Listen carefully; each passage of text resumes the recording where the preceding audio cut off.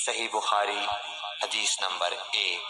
حضور اکرم صلی اللہ علیہ وآلہ وسلم کا ارشاد ہے، تمام اعمال کا دار و مدار نیت پر ہے، اور ہر عمل کا نتیجہ ہر انسان کو اس کی نیت کے مطابق ہی ملے گا۔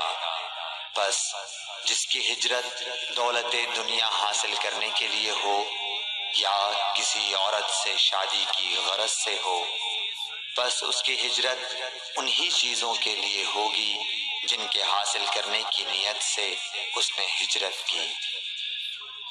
صحیح بخاری حدیث نمبر 2۔ حضور اکرم صلی اللہ علیہ وآلہ وسلم نے فرمایا کہ وحی نازل ہوتے وقت کبھی مجھ کو گھنٹی کی سی آواز محسوس ہوتی ہے، اور وحی کی یہ کیفیت مجھ پر بہت شاخ گزرتی ہے۔ جب یہ کیفیت ختم ہوتی ہے تو میرے دل و دماغ پر اس فرشتے کے ذریعے نازل شدہ وحی محفوظ ہو جاتی ہے، اور کسی وقت ایسا ہوتا ہے کہ فرشتہ بشکل انسان میرے پاس آتا ہے اور مجھ سے کلام کرتا ہے، بس میں اس کا کہا ہوا یاد رکھ لیتا ہوں۔ صحیح بخاری حدیث نمبر 3۔ حضرت صلی اللہ علیہ وآلہ وسلم پر وحی کا ابتدائی دور اچھے سچے پاکیزہ خوابوں سے شروع ہوا۔ آپ خواب میں جو کچھ دیکھتے وہ صبح کی روشنی کی طرح صحیح اور سچا ثابت ہوتا۔ پھر من جانب قدرت آپ تنہائی پسند ہو گئے، اور آپ نے غار حرا میں خلوت نشینی اختیار فرمائی، اور کئی دن اور رات وہاں مسلسل عبادت اور یاد الہی و ذکر میں مشغول رہنے لگے۔ جب تک گھر آنے کو دل نہ چاہتا توشہ ہمراہ لیے ہوئے وہاں رہتے۔ توشہ ختم ہونے پر ہی اہلیہ محترمہ حضرت خدیجہ رضی اللہ تعالی عنہا کے پاس تشریف لاتے، اور کچھ توشہ ہمراہ لے کر پھر وہاں جا کر خلوت گزین ہو جاتے۔ یہی طریقہ جاری رہا یہاں تک کہ آپ پر حق منکشف ہو گیا، اور آپ غار حرا ہی میں قیام پذیر تھے کہ اچانک حضرت جبرائیل علیہ السلام آپ کے پاس حاضر ہوئے اور کہنے لگے کہ اے محمد پڑھو۔ آپ فرماتے ہیں کہ میں نے کہا کہ میں پڑھنا نہیں جانتا۔ آپ صلی اللہ علیہ وسلم فرماتے ہیں کہ فرشتے نے مجھے پکڑ کر اتنے زور سے بھینچا کہ میری طاقت جواب دے گئی، پھر مجھے چھوڑ کر کہا پڑھو۔ میں نے پھر وہی جواب دیا کہ میں پڑھا ہوا نہیں ہوں۔ اس فرشتے نے مجھ کو نہایت ہی زور سے بھینچا کہ مجھ کو سخت تکلیف محسوس ہوئی، پھر اس نے کہا کہ پڑھ۔ میں نے کہا میں پڑھا ہوا نہیں ہوں۔ فرشتے نے تیسری بار مجھ کو پکڑا اور تیسری مرتبہ پھر مجھ کو بھینچا، پھر مجھے چھوڑ دیا اور کہنے لگا کہ پڑھو اپنے رب کے نام کی مدد سے جس نے پیدا کیا اور انسان کو خون کی پھٹکی سے بنایا۔ پڑھو اور آپ کا رب بہت ہی مہربانیاں کرنے والا ہے۔ بس یہی آیتیں آپ حضرت جبرائیل علیہ السلام سے سن کر اس حال میں غار حرا سے واپس ہوئے کہ آپ کا دل اس انوکھے واقعے سے کانپ رہا تھا۔ آپ حضرت خدیجہ کے ہاں تشریف لائے اور فرمایا کہ مجھے کمبل اوڑھا دو، مجھے کمبل اوڑھا دو۔ لوگوں نے آپ کو کمبل اوڑھا دیا۔ جب آپ کا ڈر جاتا رہا تو آپ نے اپنی زوجہ محترمہ حضرت خدیجہ رضی اللہ تعالی عنہا کو تفصیل کے ساتھ یہ واقعہ سنایا، اور فرمانے لگے کہ مجھ کو اب اپنی جان کا خوف ہو گیا ہے۔ آپ کی اہلیہ محترمہ حضرت خدیجہ رضی اللہ تعالی عنہا نے آپ کی ڈھارس بندھائی اور کہا کہ آپ کا خیال صحیح نہیں ہے۔ اللہ کی قسم آپ کو اللہ کبھی رسوا نہیں کرے گا۔ آپ تو اخلاق فاضلہ کے مالک ہیں، آپ تو کنبہ پرور ہیں، بے کسوں کا بوجھ اپنے سر پر رکھتے ہیں، مفلسوں کے لیے آپ کماتے ہیں، مہمان نوازی میں آپ بے مثال ہیں، اور مشکل وقت میں آپ امر حق کا ساتھ دیتے ہیں۔ ایسے اوصاف حسنہ والا انسان یوں بے وقت ذلت و خواری کی موت نہیں پا سکتا۔ پھر مزید تسلی کے لیے حضرت خدیجہ رضی اللہ تعالی عنہا آپ کو ورقہ بن نوفل کے پاس لے گئیں، جو ان کے چچا زاد بھائی تھے اور زمانہ جاہلیت میں نصرانی مذہب اختیار کر چکے تھے اور عبرانی زبان کے کاتب تھے۔ چنانچہ انجیل کو بھی حسب منشاء خداوندی عبرانی زبان میں لکھا کرتے تھے۔ انجیل سریانی زبان میں نازل ہوئی تھی، پھر اس کا ترجمہ عبرانی زبان میں ہوا۔ ورقہ اسی کو لکھتے تھے۔ وہ بہت بوڑھے ہو گئے تھے، یہاں تک کہ ان کی بینائی بھی رخصت ہو چکی تھی۔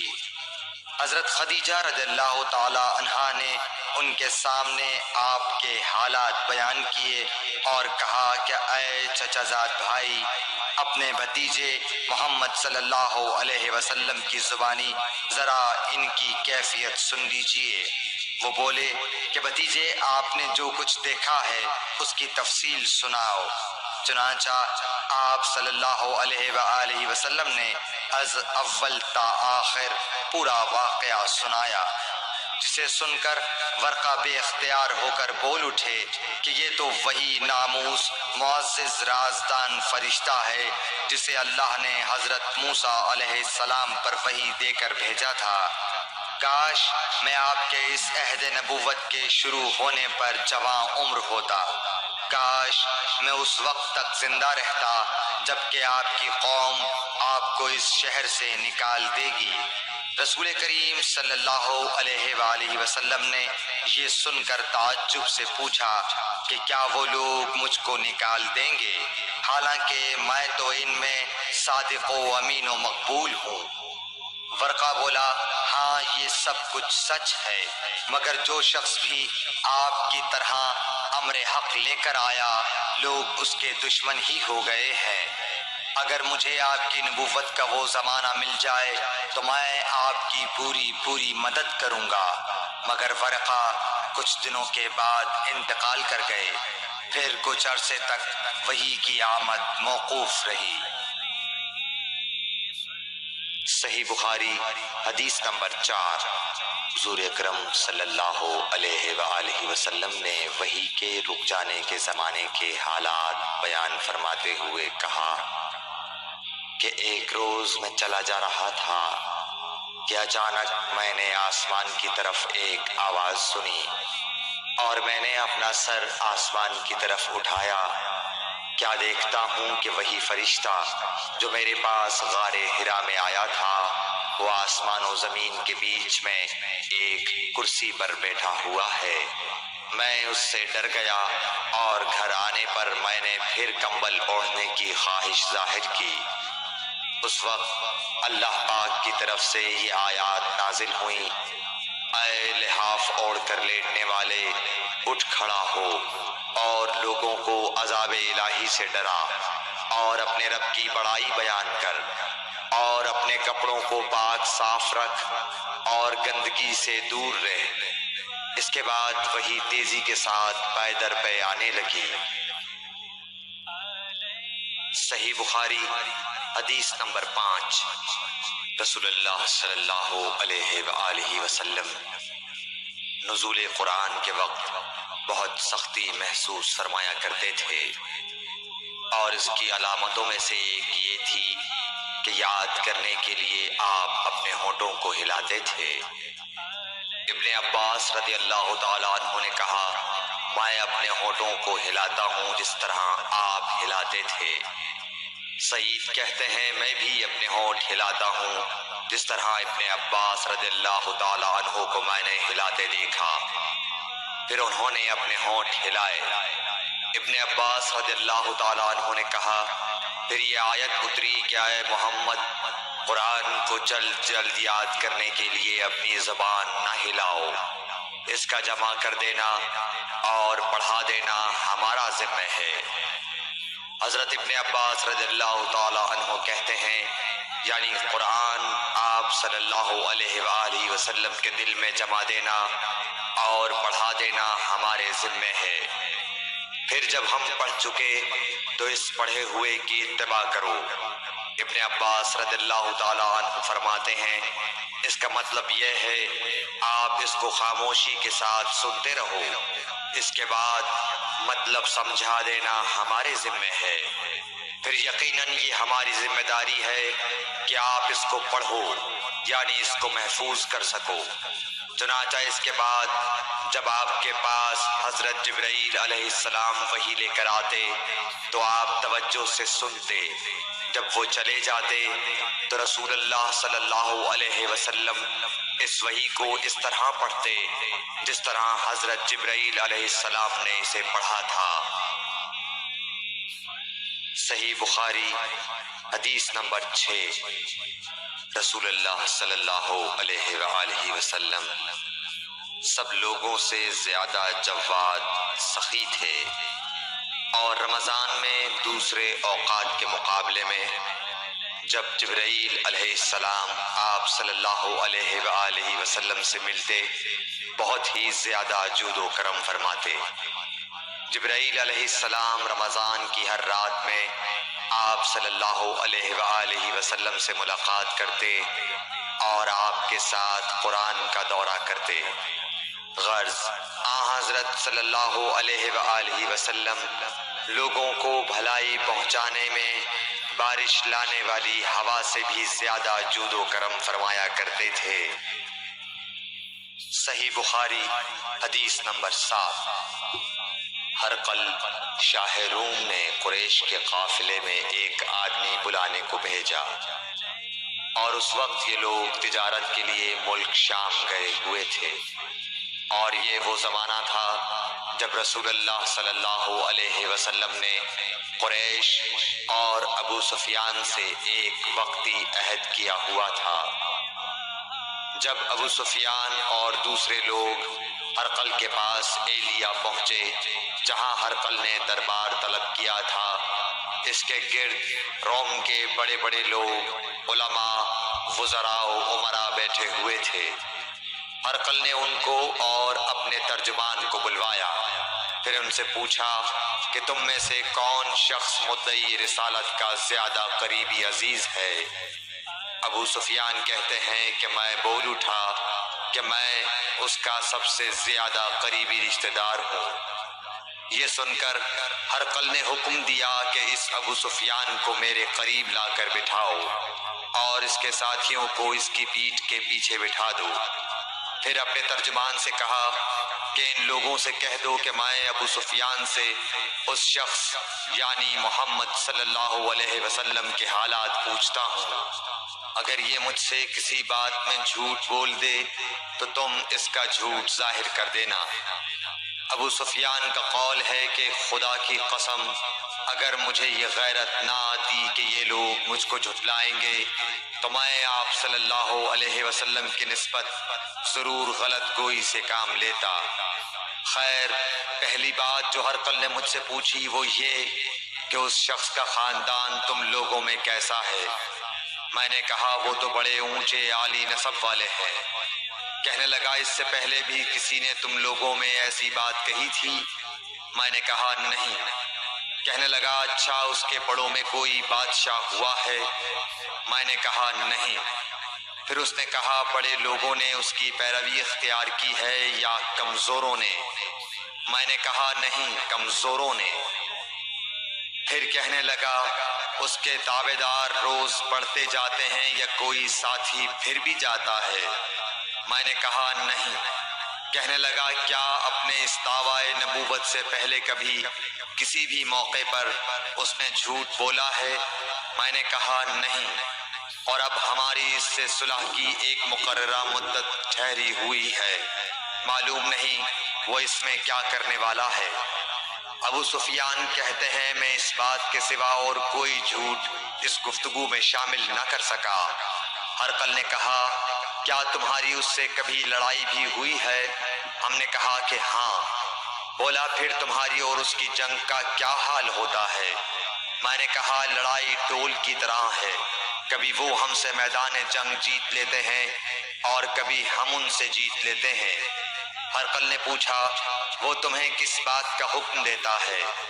میں نے کہا وہ کہتا ہے کہ صرف ایک اللہ ہی کی عبادت کرو، اس کا کسی کو شریک نہ بناؤ اور اپنے باپ دادا کی شرک کی باتیں چھوڑ دو، اور ہمیں نماز پڑھنے، سچ بولنے، پرہیزگاری اور صلہ رحمی کا حکم دیتا ہے۔ یہ سب سن کر پھر ہرقل نے اپنے ترجمان سے کہا کہ ابو سفیان سے کہہ دے کہ میں نے تم سے اس کا نسب پوچھا تو تم نے کہا کہ وہ ہم سے عالی نسب ہے، اور پیغمبر اپنی قوم میں عالی نسب ہی بھیجے جایا کرتے ہیں۔ میں نے تم سے پوچھا کہ دعویٰ نبوت کی یہ بات تمہارے اندر اس سے پہلے کسی اور نے بھی کہی تھی؟ تو تم نے جواب دیا کہ نہیں۔ تب میں نے اپنے دل میں کہا کہ اگر یہ بات اس سے پہلے کسی اور نے کہی ہوتی تو میں سمجھتا کہ اس شخص نے بھی اسی بات کی تقلید کی ہے جو پہلے کہی جا چکی ہے۔ میں نے تم سے پوچھا کہ اس کے بڑوں میں کوئی بادشاہ بھی گزرا ہے تو تم نے کہا کہ نہیں۔ تو میں نے دل میں کہا کہ ان کے بزرگوں میں سے کوئی بادشاہ ہوا ہوگا تو کہہ دوں گا کہ وہ شخص اس بہانے اپنے آباء و اجداد کی بادشاہت اور ان کا ملک دوبارہ حاصل کرنا چاہتا ہے۔ اور میں نے تم سے پوچھا کہ اس بات کے کہنے یعنی پیغمبری کا دعویٰ کرنے سے پہلے تم نے کبھی اس کو دروغ گوئی کا الزام لگایا ہے؟ تم نے کہا کہ نہیں۔ تو میں نے سمجھ لیا کہ جو شخص آدمیوں کے ساتھ دروغ گوئی سے بچے وہ اللہ کے بارے میں کیسے جھوٹی بات کہہ سکتا ہے۔ اور میں نے تم سے پوچھا کہ بڑے لوگ اس کے پیرو ہوتے ہیں یا کمزور آدمی؟ تم نے کہا کمزوروں نے اس کی اتباع کی ہے۔ تو دراصل یہی لوگ پیغمبروں کے متبعین ہوتے ہیں۔ اور میں نے تم سے پوچھا کہ اس کے ساتھی بڑھ رہے ہیں یا کم ہو رہے ہیں؟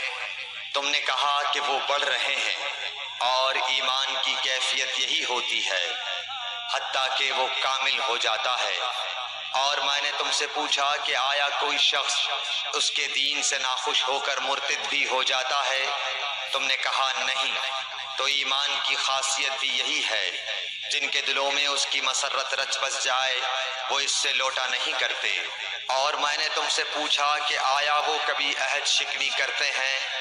تم نے کہا نہیں۔ پیغمبروں کا یہی حال ہوتا ہے، وہ عہد کی خلاف ورزی نہیں کرتے۔ اور میں نے تم سے کہا کہ وہ تم سے کس چیز کے لیے کہتے ہیں؟ تم نے کہا کہ وہ ہمیں حکم دیتے ہیں کہ اللہ کی عبادت کرو، اس کے ساتھ کسی کو شریک نہ ٹھہراؤ، اور تمہیں بتوں کی پرستش سے روکتے ہیں، سچ بولنے اور پرہیزگاری کا حکم دیتے ہیں۔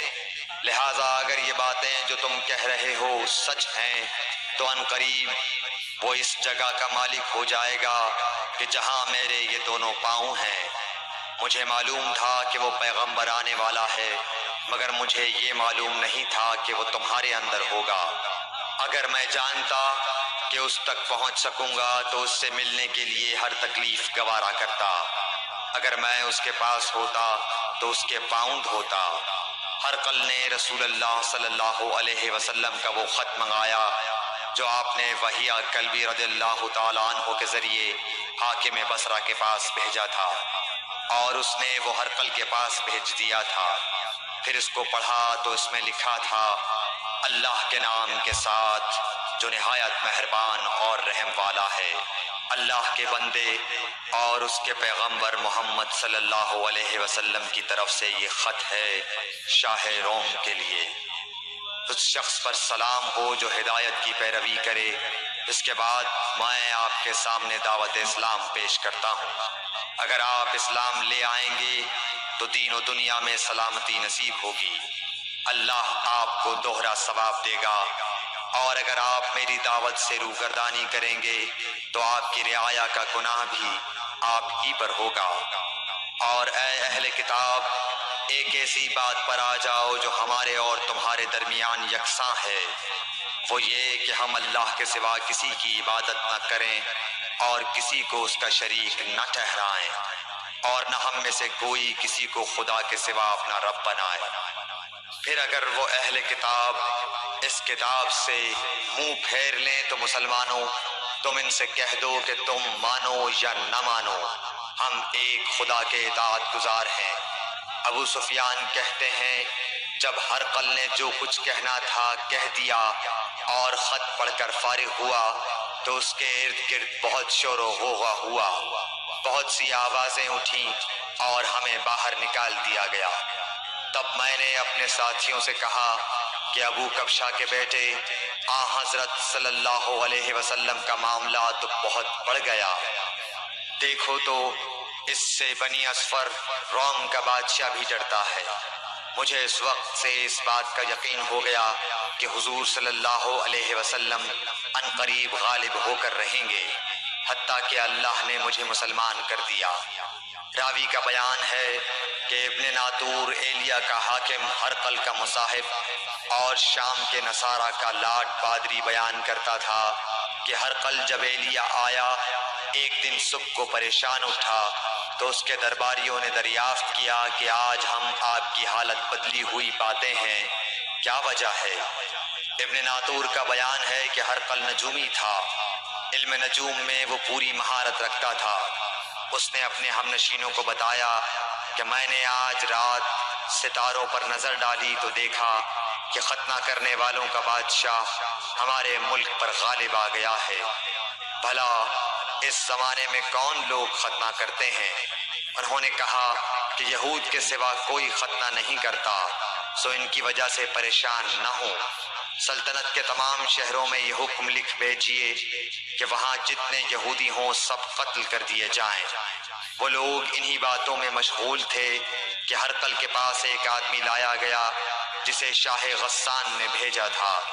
اس نے رسول اللہ صلی اللہ علیہ وسلم کے حالات بیان کیے۔ جب ہرقل نے سارے حالات سن لیے تو کہا کہ جا کر دیکھو وہ ختنہ کیے ہوئے ہے یا نہیں۔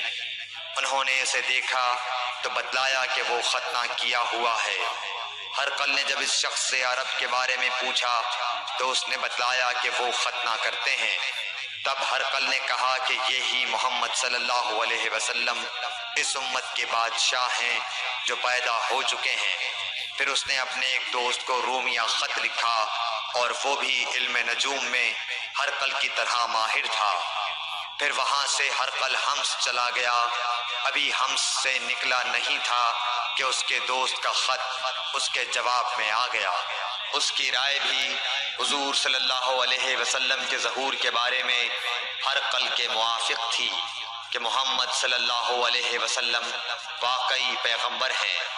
اس کے بعد ہرقل نے روم کے بڑے آدمیوں کو اپنے حمص کے محل میں طلب کیا اور اس کے حکم سے محل کے دروازے بند کر لیے گئے۔ پھر وہ اپنے خاص محل سے باہر آیا اور کہا، اے روم والو، کیا ہدایت اور کامیابی میں کچھ حصہ تمہارے لیے بھی ہے؟ اگر تم اپنی سلطنت کی بقا چاہتے ہو تو پھر اس نبی صلی اللہ علیہ وسلم کی بیعت کر لو اور مسلمان ہو جاؤ۔ یہ سننا تھا کہ پھر لوگ وحشی گدھوں کی طرح دروازوں کی طرف دوڑے مگر انہیں بند پایا۔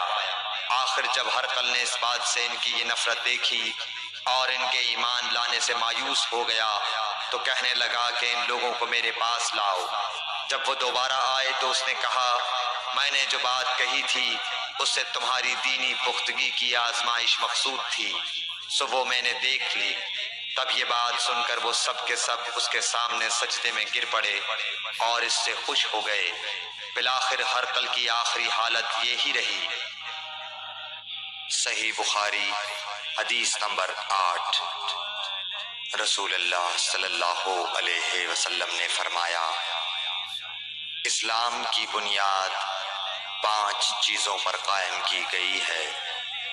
اول گواہی دینا کہ اللہ کے سوا کوئی معبود نہیں اور بے شک حضرت محمد صلی اللہ علیہ وسلم اللہ کے سچے رسول ہیں، اور نماز قائم کرنا اور زکوٰۃ ادا کرنا اور حج کرنا اور رمضان کے روزے رکھنا۔ صحیح بخاری حدیث نمبر 9۔ نبی کریم صلی اللہ علیہ وآلہ وسلم نے فرمایا کہ ایمان کی 60 سے کچھ اوپر شاخیں ہیں۔ اور حیا شرم بھی ایمان کی ایک شاخ ہے۔ صحیح بخاری حدیث نمبر 10۔ حضرت محمد مصطفیٰ صلی اللہ علیہ وآلہ وسلم نے فرمایا، مسلمان وہ ہے جس کی زبان اور ہاتھ سے مسلمان بچے رہیں، اور مہاجر وہ ہے جو ان کاموں کو چھوڑ دے جن سے اللہ نے منع فرمایا۔